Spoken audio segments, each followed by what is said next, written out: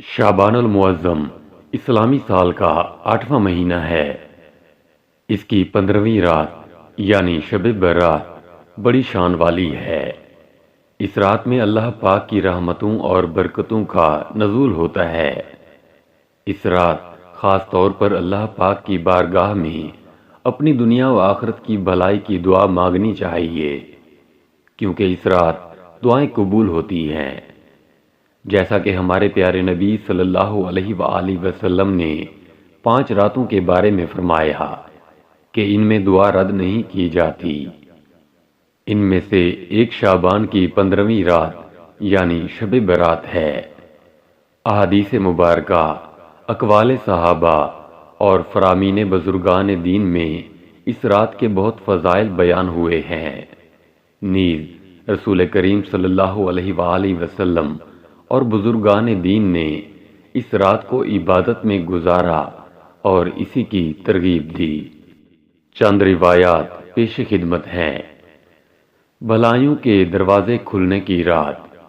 نبی کریم صلی اللہ علیہ وآلہ وسلم نے 4 راتوں میں بھلائیوں کے دروازے کھلنے کی بشارت عطا فرمائی ہے، جن میں سے ایک شعبان کی 15ویں رات ہے۔ نیز اس رات میں مرنے والوں کے نام، لوگوں کا رزق اور حج کرنے والوں کے نام لکھے جاتے ہیں۔ شب برات میں حضور کے طویل سجدے۔ شب برات میں ہمارے پیارے آقا صلی اللہ علیہ وآلہ وسلم کے سجدے کس قدر طویل ہوا کرتے تھے، اس کا اندازہ اس بات سے لگائیے کہ ام المومنین حضرت سیدتنا عائشہ صدیقہ رضی اللہ تعالیٰ عنہ فرماتی ہیں کہ حضور اکرم صلی اللہ علیہ وآلہ وسلم ایک رات نماز ادا کرنے کے لیے کھڑے ہوئے اور اتنا طویل سجدہ کیا کہ مجھے یہ گمان ہوا کہ آپ صلی اللہ علیہ وآلہ وسلم کی روح قبض کر لی گئی ہے۔ جب میں نے یہ دیکھا تو کھڑی ہوئی اور آپ کے انگوٹھے کو ہلایا تو انگوٹھے میں حرکت پیدا ہوئی۔ میں واپس چلی گئی، پھر آپ صلی اللہ علیہ وآلہ وسلم نے سجدے سے سر مبارک اٹھایا اور نماز سے فارغ ہوئے تو ارشاد فرمایا، اے عائشہ، کیا تمہارا یہ گمان تھا کہ نبی تمہارے ساتھ بے وفائی کرے گا؟ میں نے عرض کی، یا رسول اللہ، خدا کی قسم ایسا نہیں، مگر آپ کے طویل سجدے سے مجھے یہ گمان ہوا تھا کہ کہیں آپ صلی اللہ علیہ وآلہ وسلم کی روح تو نہیں قبض کر لی گئی۔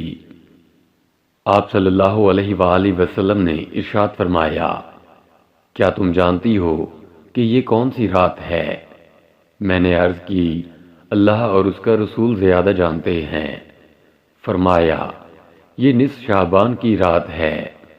اس رات اللہ پاک اپنے بندوں پر نظر رحمت فرماتا ہے تو بخشش مانگنے والوں کو بخش دیتا ہے اور رحم طلب کرنے والوں پر رحم فرماتا ہے اور بغض رکھنے والوں کو ان کی حالت پر چھوڑ دیتا ہے۔ شب برات میں قبرستان جانا۔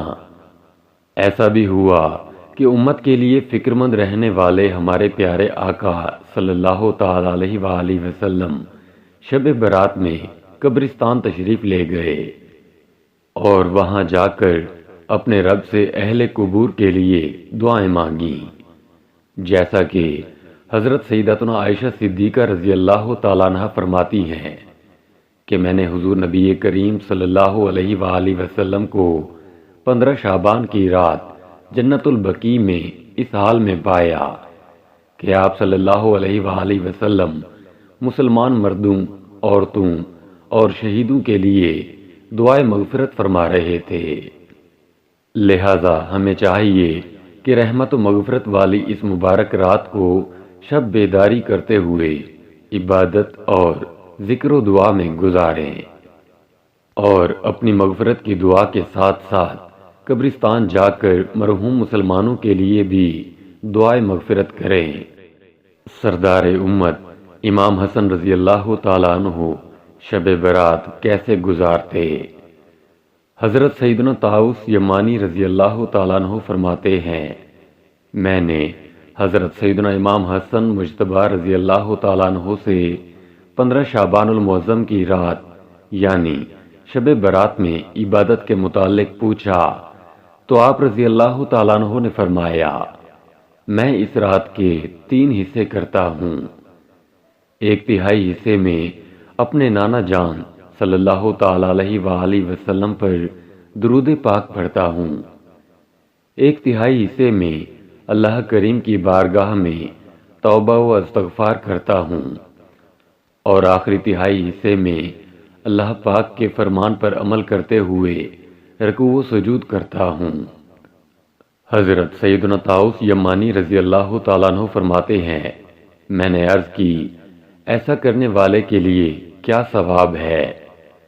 حضرت سیدنا حسن رضی اللہ تعالیٰ عنہ نے ارشاد فرمایا، میں نے اپنے والد حضرت سیدنا علی المرتضیٰ رضی اللہ تعالیٰ عنہ سے سنا ہے کہ نبی کریم صلی اللہ علیہ وآلہ وسلم نے فرمایا، جو نصف شعبان کی رات کو زندہ کرے گا یعنی اس رات میں عبادت کرے گا وہ مقربین میں لکھا جائے گا۔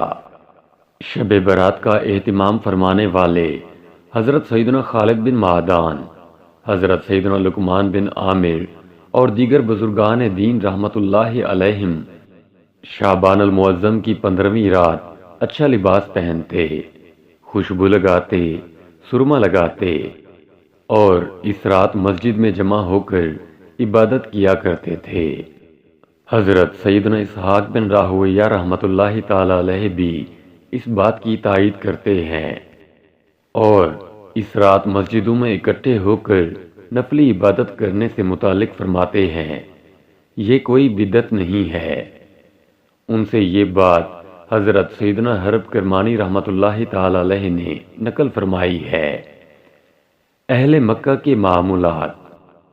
3 صدی ہجری کے بزرگ ابو عبداللہ محمد بن اسحاق مکی فاقہی رحمت اللہ تعالی علیہ فرماتے ہیں، جب شب برات آتی تو اہل مکہ مسجد حرام شریف میں آ جاتے اور نماز ادا کرتے، طواف کرتے اور ساری رات جاگ کر صبح تک عبادت اور تلاوت قرآن میں مشغول رہتے۔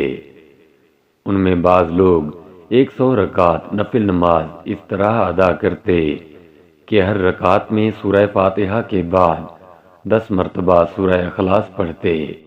نیز اس رات زمزم شریف پیتے، اس سے غسل کرتے اور اسے اپنے مریضوں کے لیے محفوظ کر لیتے اور ان اعمال کے ذریعے اس رات کی برکتیں سمیٹتے تھے۔